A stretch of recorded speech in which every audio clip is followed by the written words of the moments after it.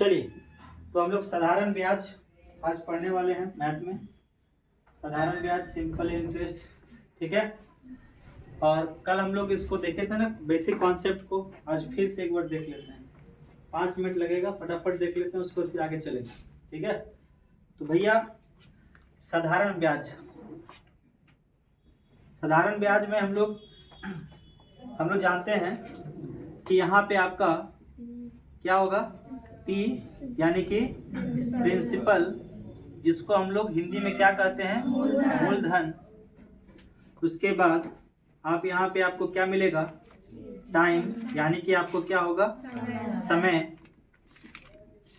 फिर आप यहाँ पे क्या होगा आपको, आर यानी कि आपको रेट, जिसे हम लोग दर के नाम से भी जानते हैं, ठीक है। इसके साथ हम लोग क्या देखेंगे इसमें, इसके बाद ए यानी कि अमाउंट, यानी कि इसको क्या कहते हैं हम लोग, मिश्र धन। और उसके बाद एस आई यानी कि सिंपल इंटरेस्ट, जिसे हम लोग क्या कहते हैं, साधारण ब्याज। समझ में आया? आप याद रखिएगा, समय जो है यहाँ पे कुछ भी गिवन हो सकता है। समय जो है यहाँ पे या फिर डेज में होगा, मंथ में होगा, ईयर में होगा, या फिर आपको आवर्स में भी हो सकता है। बात समझे? समय, ठीक है। फटाफट चलते आगे। और हम जानते हैं कि साधारण ब्याज, सिंपल इंटरेस्ट इक्वल टू क्या होता है, प्रिंसिपल गुने रेट गुने टाइम बटा 100 होता है, जिसे हम लोग शॉर्ट फॉर्म में क्या लिख सकते हैं, P into R into T by 100। बात समझे? अगर हम आपसे कहें कि आप रेट बता दो, तो रेट अगर आपके पास प्रिंसिपल हो, टाइम हो, ठीक है ना, सिंपल इंटरेस्ट हो, तो अगर आपसे कहा जाए रेट निकालने के लिए, तो आप रेट कैसे निकालेंगे, तो S I into 100 by principal गुने टाइम। इसका शॉर्ट फॉर्म हम लोग लिख सकते हैं S I into 100 by P into T. बात समझिए, ये इसका शॉर्ट फॉर्म हो गया। अगर आपके पास मान लीजिए एसआई दिया हुआ हो, क्या दिया हो, एसआई दिया हो, प्रिंसिपल दिया हो और रेट दिया हो, और समय आपको निकालने बोले, यानी कि टाइम बोले निकालने के लिए, तो आप क्या करेंगे, एसआई इंटू 100 बटा प्रिंसिपल इंटू रेट, जिसे हम लोग क्या लिख सकते हैं, जिसे लिख सकते हैं S I into 100 by P into R. बात समझे? अगर आपके पास कहा जाए प्रिंसिपल निकालने के लिए, और आपको दे दिया जाए ब्याज, आपको दे दिया जाए समय, आपको दे दिया जाए रेट, तो क्या आप प्रिंसिपल निकाल सकते हैं? चलिए, उसको निकालने के लिए भी हम लोग क्या करेंगे, principal S I into 100 by rate into time. इस प्रकार से आप यहाँ से प्रिंसिपल भी निकाल सकते हैं। क्लियर है? अब इसको हम लोग एग्जाम्पल के माध्यम से यहाँ पे देखते हैं, ठीक है। यहाँ पे एग्जाम्पल के माध्यम से समझने का प्रयास करते हैं। एग्जाम्पल क्या है कि मान लीजिए अगर प्रिंसिपल आपका 1000 रुपया है, ठीक है। एग्जाम्पल में प्रिंसिपल आपका क्या है, 1000 है, रेट आपका 5% है, और अगर आपका यहाँ पे टाइम हो जाए 2 ईयर, कितना हो जाए, 2 ईयर, तो क्या यहाँ पे एस आई आप निकाल सकते हो?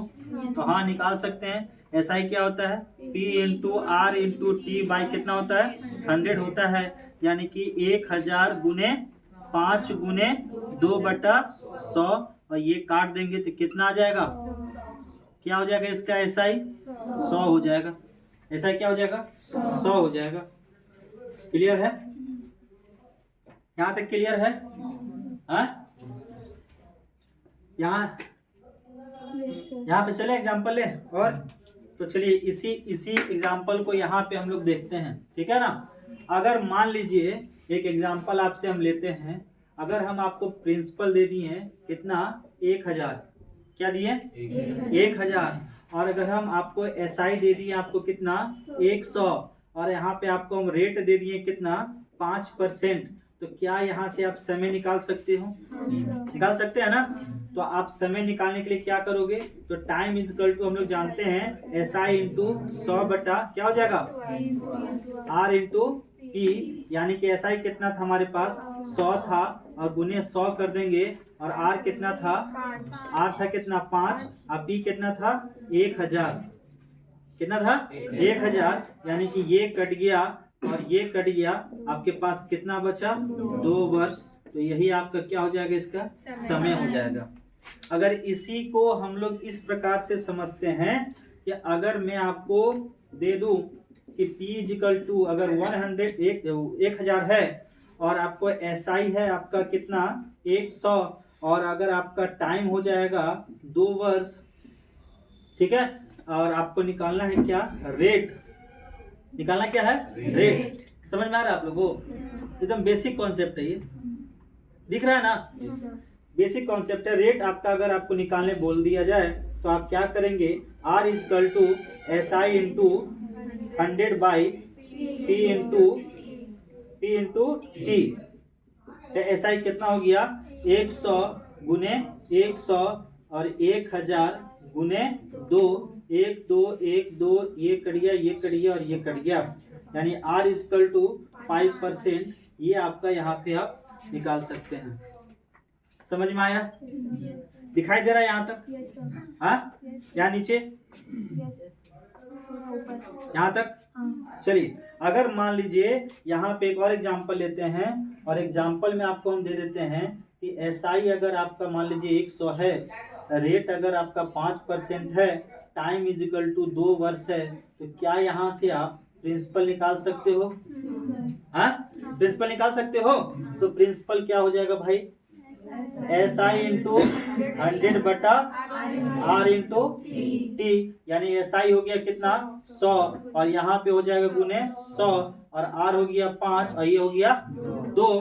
तो यहाँ पे आप काट दीजिए कितना बार में, 20 बार में, 10 बार में, तो यहाँ पे कितना हो गया 1000। तो यही आपका क्या हो गया प्रिंसिपल। ये आपका पूरा बेसिक कॉन्सेप्ट है, और यहाँ से हम लोग थोड़ा सा ऊपर लेवल करेंगे।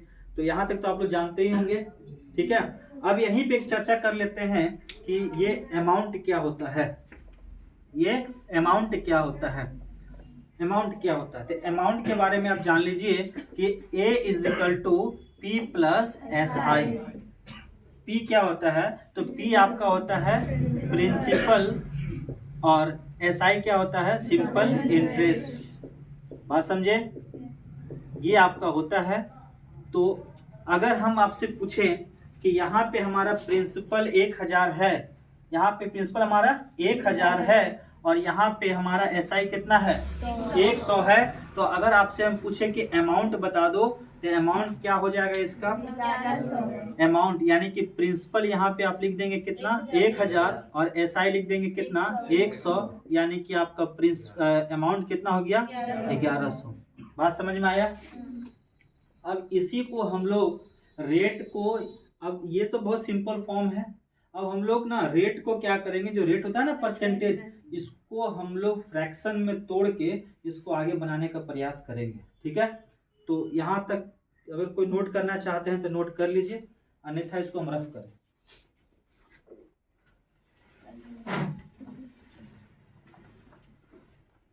यहाँ तक कोई नोट करना चाहते हैं तो कीजिए, अन्यथा इसको हम रफ करें।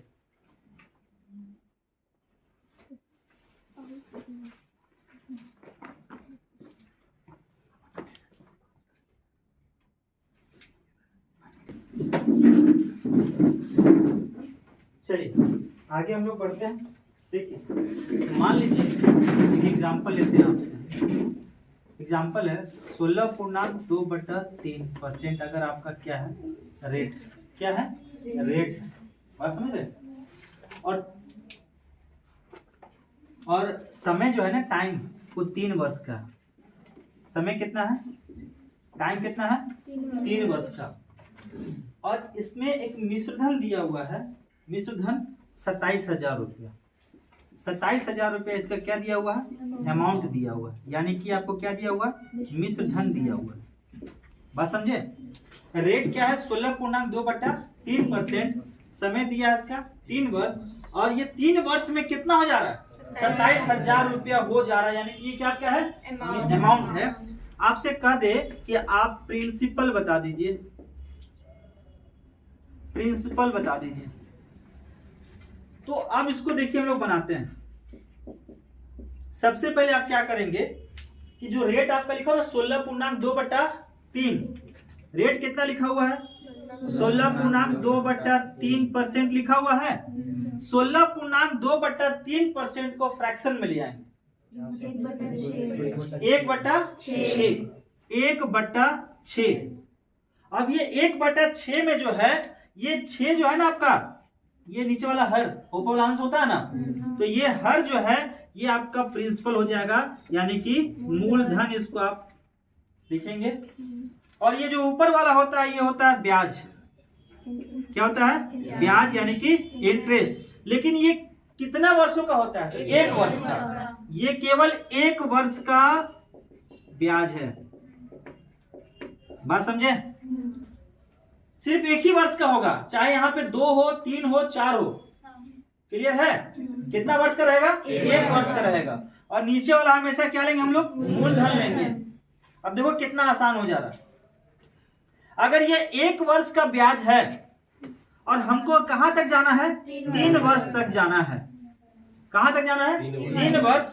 तो आप अगर ये 1 वर्ष का है तो 1 गुने 3 कर देंगे तो कितना हो जाएगा, 3। अब ये 3 है क्या, ये है क्या 3, ये इंटरेस्ट है, ये क्या है, ब्याज है। क्या है, ये ब्याज है। कितने वर्षों का, आइए, 3 वर्षों का ये ब्याज है। कितने वर्षों का ब्याज है, 3 वर्षों का ये ब्याज है। बात समझे, क्लियर है, क्लियर है यहां तक। अब सीखिए, पहले सीख लीजिए, उसके बाद अमाउंट इज इक्वल टू क्या होता है, P+SI होता है ना। अमाउंट बराबर क्या होता है, प्रिंसिपल प्लस साधारण ब्याज। अब यहाँ पे प्रिंसिपल कितना है, 6, तो आप लिखेंगे कितना, 6। अब यहाँ पे बताइए ब्याज कितना है, 3। ब्याज कितना है, 3, तो आप यहाँ लिखेंगे 3। तो ये दोनों को मिला देंगे तो क्या अमाउंट नहीं आ जाएगा, अमाउंट कितना आ गया, 9। अब प्रश्न में आप देखेंगे कि आपका मिश्र धन कितना था, अमाउंट कितना था, 27,000। तो 9 के बराबर लिख दे हम 27,000। तो 1 के बराबर कितना आ जाएगा, 1 रेशियो इक्वल टू 3000, यानी कि 3000। हमसे पूछा गया भैया प्रिंसिपल बता दीजिए कितना है, मूलधन क्या है। तो मूलधन आप क्या माने थे, 6। तो यहाँ पे गुना क्या कर दे, तो कितना हो जाएगा बताओ, यही आपका क्या हो जाएगा, प्रिंसिपल। हाँ या ना, तो दिक्कत नहीं। अब एक और एग्जांपल लेते हैं, ध्यान समझिएगा। एग्जांपल क्या है, अगर रेट आपका हम ले लिए, रेट ले लिए 66.2/3%। रेट कितना लिए, 66.2/3%। और समय लिए हम लोग, टाइम लिए 3 वर्ष 73 दिन, 3 वर्ष 73 दिन। तो आपसे पूछा गया कि प्रिंसिपल और अमाउंट का रेशियो बता दो, अनुपात बता दो। तो जब भी दिन में रहे तो आप इसको बटा 365 करते हैं ना। तो सबसे पहला काम क्या होता है कि आप रेट जो आप लिखे हैं ना 66.2/3% का, आप फ्रैक्शन बताइए। तो ये होता है 2/3, ये क्या होता है 2/3। अब अभी हम लोग सीखे हैं कि नीचे वाला प्रिंसिपल होता है और ऊपर वाला इंटरेस्ट होता है, लेकिन है कितना वर्षों का इंटरेस्ट, 1 वर्ष का ये इंटरेस्ट होता है। अब यहाँ पे समस्या ये आ गया कि मेरे पास जो समय है वो 3 वर्ष और 73 दिन का है। कितना, 3 वर्ष और 73 दिन।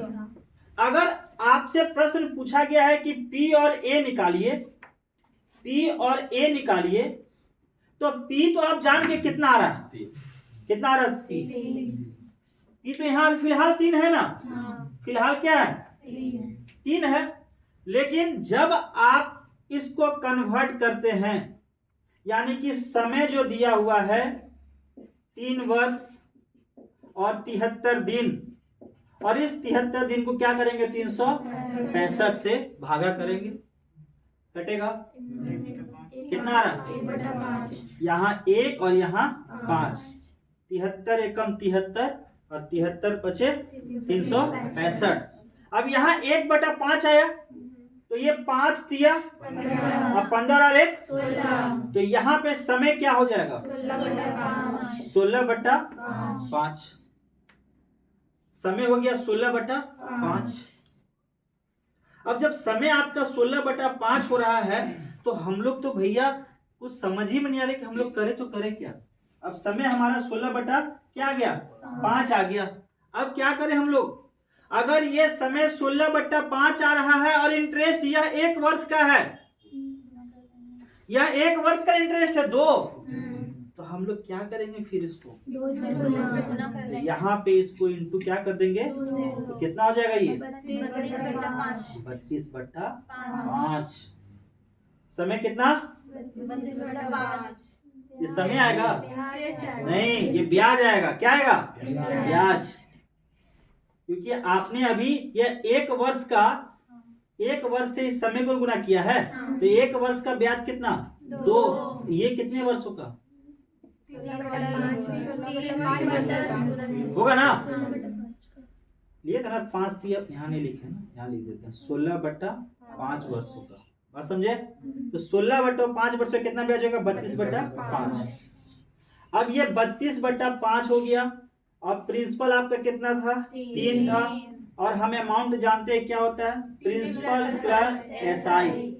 अमाउंट क्या होता है प्रिंसिपल प्लस SI। प्रिंसिपल कितना 3 और SI कितना, दोनों को जोड़ दीजिए, बताइए कितना होगा, बोलिए।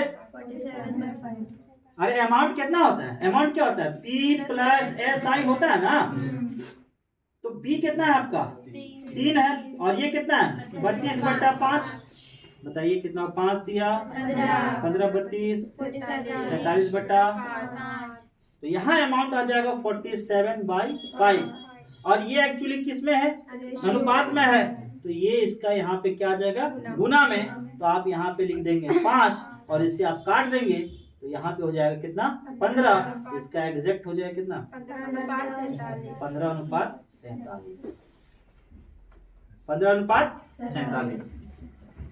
क्लियर है, क्लियर है।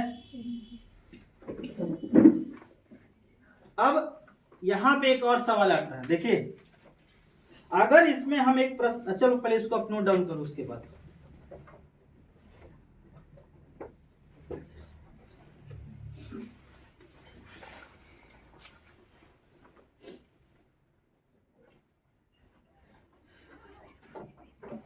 इसको नोट डाउन कीजिए फटाक से। चलिए अगला एग्जांपल लेते हैं हम लोग। अगर मान लीजिए रेट आपका हो 57.1/7, रेट आप लोग बनाइए, रेट अगर 57.1/7 हो, जिनको समझ में आ गया वो बनाइए। रेट कितना है 57.1/7, और समय आपको दे दे, हम टाइम दे दे आपको 4 मंथ, सॉरी 4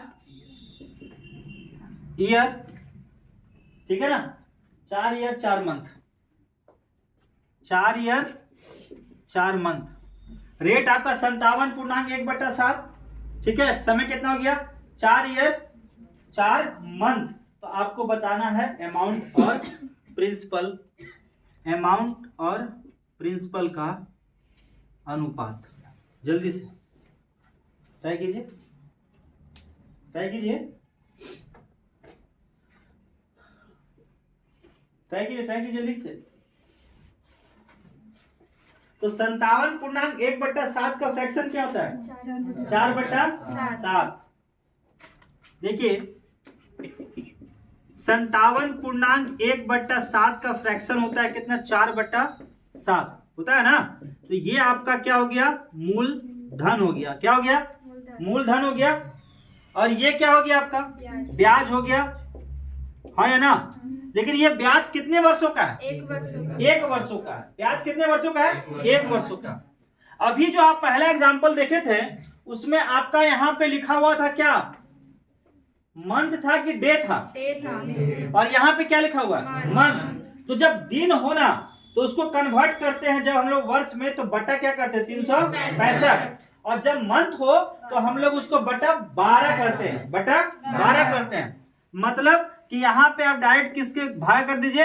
12 से। और यहाँ पे जब आप काटेंगे तो 1/3 यानी कि 4 तिया 12 और 1 13/3। क्या आ जाएगा? महीना, दिन की वर्ष? बोलो वर्ष। क्या आ जाएगा ये? बात समझ में आया? समझ में आया बात? कैसे कन्वर्ट किए? बटा 12। महीना होगा तो बटा 12 और दिन होगा तो 365। क्लियर है? अब यहाँ आप ले आए 13/3 वर्ष। अब यहाँ पे अगर हम आपसे पूछें कि ये 1 वर्ष का ब्याज था तो हम इतने वर्षों का तो ब्याज प्राप्त करना चाहते हैं कि नहीं? करना चाहते हैं ना। तो बताइए 13/3 के साथ क्या करें? गुना 4 कर दीजिए तो कितना आ गया? 52/3। ये क्या आया? ईयर आया, ब्याज आया। क्या आया? आया ना ब्याज। लेकिन कितने वर्षों का आया? 4 वर्ष 4 महीने का। कितने वर्षों का? 4 वर्ष 4 महीना लिखा हुआ है यहाँ पे ना। 4 वर्ष 4 महीनों का। आपको निकालना क्या है? अमाउंट और प्रिंसिपल का अनुपात निकालना है ना। तो हम जानते हैं कि प्रिंसिपल तो यहाँ पे सर आपका क्या हो जाएगा? 7। यहाँ पे प्रिंसिपल कितना हो जाएगा? 7। अभी फिलहाल 7 होगा ना, क्योंकि अभी 7 यहाँ देख रहे हैं हम लोग, लिख दिए। अमाउंट होता है sir principal plus SI। Principal कितना? 7। SI कितना? 52/3। तो कितना हो जाएगा ये? बोलिए होगा 7 या 21।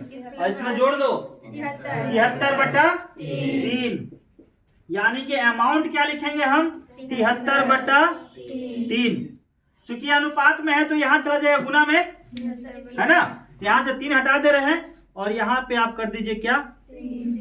तो क्या निकल के आया? 73/21। यह निकल के आ गया अमाउंट और प्रिंसिपल का रेशियो। बात समझे? लेकिन इसी में अगर प्रश्न हम दे दें कि अमाउंट अगर 29,000 लिखिए, 29,200 है, 29,200 है तो ब्याज बताएं। 29,200 है तो बताइए ब्याज क्या होगा?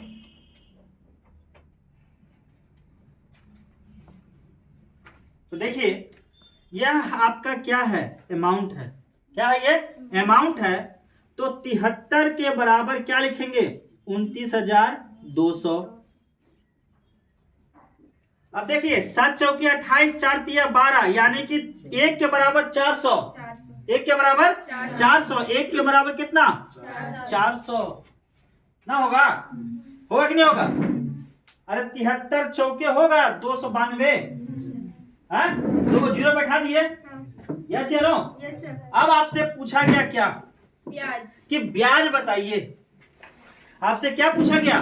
ब्याज बताइए। सुनो, हम जानते हैं कि अमाउंट बराबर क्या होता है? प्रिंसिपल प्लस SI होता है ना। प्रिंसिपल प्लस SI होता है अमाउंट। तो अगर मेरे पास अमाउंट है 73 और प्रिंसिपल है 21, तो इसी दोनों का डिफरेंस होगा ना। बोलो, इसी दोनों का डिफरेंस ना होगा आपका ब्याज। तो इस दोनों का अनुपात कितना ब्याज के रूप में? बोलो, इस दोनों का अंतर 52 होगा। तो यहाँ पे गुना क्या कर देंगे?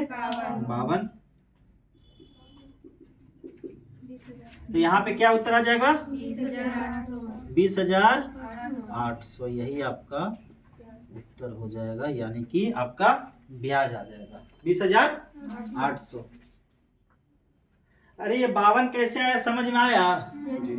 अरे 52 कैसे आया भाई? ये अच्छा, ये 52 क्यों लिख रहे हैं हम लोग? यहाँ अमाउंट है 73 और प्रिंसिपल है 21। 52 क्यों बताइए तो कौन समझाएगा? अरे डिफरेंस का है के लिए ब्याज है। बात समझ रहे हो ना? अमाउंट इक्वल टू क्या होता है? P plus SI। तो SI बराबर क्या हो जाएगा? A माइनस P होगा ना। तो आपका निकल जाएगा क्या? 52 ब्याज। क्लियर है? यहाँ पे क्लियर है? चलिए आगे देखते हैं। सुनिए, हम लोग जब भी प्रश्न बनाते हैं तो मान लीजिए कि बहुत सिंपल टर्म में अगर समय दिया रहता है 2 वर्ष 3 वर्ष 4 वर्ष, तो हम लोग फटाफट उसको बना लेते हैं। लेकिन कभी भी आप लोग को जब इस टर्म में हो, मंथ में हो या फिर ईयर में हो, तो हम लोग को निकालने में बहुत समस्या आ जाता है। सॉरी, मंथ में और दिन में हो तो निकालने में समस्या आता है ना। तो याद रखिएगा कि कभी भी अगर आपका समय जो है, वो समय जो है अगर समय महीना में हो, समझ रहे? समय क्या हो? महीना में हो। जैसे कि अगर आपको दे दे 2 मंथ, यहाँ लिखा हुआ है ना, देखो 4 ईयर 4 मंथ, 4 मंथ है ना। मान लीजिए 2 मंथ 3 मंथ है ना, 4 मंथ 5 मंथ 6 मंथ, इस तरह से आपको कह दे मंथ में। तो मंथ से हम लोग जो वर्ष में जाते हैं, मंथ से हम लोग वर्ष में जो जाते हैं, तो उसमें हम लोग क्या करते हैं? बटा 12 बटा 12 बटा 12 बटा 12 बटा 12। तो यहाँ पे क्या हो जाएगा? 1/6 वर्ष। यहाँ पे क्या हो जाएगा? 1/4 वर्ष होगा ना जी। यहाँ पे 1/3 वर्ष और यहाँ पे 5/12 वर्ष और यहाँ पे 1/2 वर्ष। बोलो यस या नो? तो ये कंडीशन जब सब महीना आपका दिया हो केवल, तो बटा 12। इसी प्रकार यहाँ भी हम लोग किए हैं, है ना। मंथ को चेंज किस में किए हैं? वर्ष में। तो वर्ष में चेंज करने के लिए 4/12 किए, यानी कि जब भी आपको मंथ को वर्ष में चेंज करना हो तो आप 12 से भागा करते हैं। यहाँ तक क्लियर है? अब आता है दिन के बारे में चर्चा, सुन लीजिए। डेज अगर हो और आपको उसको कन्वर्ट करना है किसमें? ईयर में। जैसे कि आपसे कह दिया जाए कि यहाँ पे आपको हम लिख देते हैं 73 दिन 73 डेज। तो इसको अगर हम कन्वर्ट करेंगे वर्ष में, तो हम लोग 73 बट्टा क्या करेंगे? 365 कटेगा ना। 1/5 क्या हो जाएगा? 1/5। अगर बोल दिया जाए आपसे 146 दिन डेज, तो 146/365 कटेगा 2/5। बात समझ रहे हो? 2/5। अगर आपसे कह दिया जाए कि 219 दिन, तो 219/365 3/5। बात समझ रहे हो? तो ये सब क्या है आपका? वर्ष। क्या है आपका? वर्ष। तो महीना को किस तरह से कन्वर्ट करना है? बटा 12 से। और दिन को किसे कन्वर्ट करना है? बटा 365। क्लियर है? क्लियर है यहाँ तक? चले आगे। अब चलिए इसको नोट डाउन कीजिए फटाफट।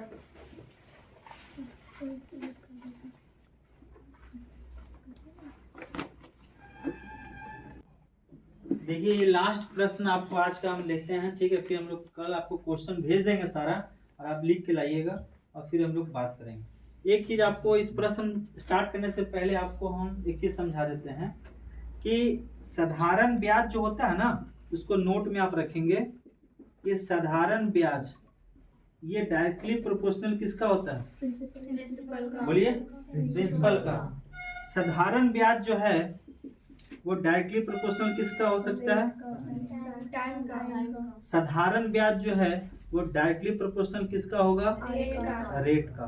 तो ये नोट में आप लिख लीजिएगा। इस प्रश्न को बनाने से पहले ये जानकारी आपको होना बहुत जरूरी था, ठीक है? कि ब्याज जो है वो डायरेक्टली प्रोपोर्शनल होता है किसका? मूलधन का। ब्याज जो है डायरेक्टली प्रोपोर्शनल होता है किसका? समय का। अब ब्याज जो होगा डायरेक्टली प्रोपोर्शनल किसका होगा? रेट का। अब इस प्रश्न को बनाते हैं। यदि कहा गया किसी धन पर 5 वर्ष, यदि किसी धन पर 5 वर्ष का साधारण ब्याज 600 रुपया है, तो 5 वर्ष का साधारण ब्याज कितना था? 600 रुपया। कितना? 600 रुपया। यदि 5 वर्ष बाद मूलधन को दुगना कर दिया जाए, तो अभी आप यहाँ देखें, यहाँ लिखे हैं क्या कि साधारण ब्याज डायरेक्टली प्रोपोर्शनल किसका है? प्रिंसिपल का, है ना? तो ये 5 वर्ष का ये क्या है? साधारण ब्याज है। और यहाँ हमने देखा कि साधारण ब्याज डायरेक्टली प्रोपोर्शनल किसका है? मूलधन का। तो अगर ये 5 वर्ष का ये क्या है? ब्याज है। क्या है ये? ब्याज है। तो हम अगर अगला 5 वर्ष का बात करेंगे, तो अगर डायरेक्टली प्रोपोर्शनल है तो क्या आप यहाँ पे लिख सकते हैं 600? बोलिए। नहीं, अभी फिलहाल अभी 2 वर्ष में जाएंगे ना, दुगना करने वाले हैं। दुगना कर दिया जाए तो 600 गुने क्या कर देंगे हम लोग? 2। 600 गुने क्या हो जाएगा? 2। कितना हो जाएगा ये? 1200। अब फिर पूछा कि 10 वर्ष के बाद, तो ये 5 वर्ष और ये 5 वर्ष, तो कितना हो गया? 10 वर्ष। तो यहाँ इस 5 वर्ष में कितना था? और इसमें कितना था? 600। तो कितना हो जाएगा? तो 1200 प्लस 600 1800। यही आपका क्या हो जाएगा? उत्तर हो जाएगा। होगा? हाँ? तो ये आगे का क्वेश्चन कल आपको देंगे। कल हम लोग साधारण ब्याज कोशिश करेंगे सारा क्वेश्चन को खींच ले। आप लोग लिख के लाइएगा क्वेश्चन को, ठीक है? तो आज का क्लास यहीं पे खत्म करते हैं। कल मिलते हैं हम लोग, ठीक है? सुबह 9 बजे।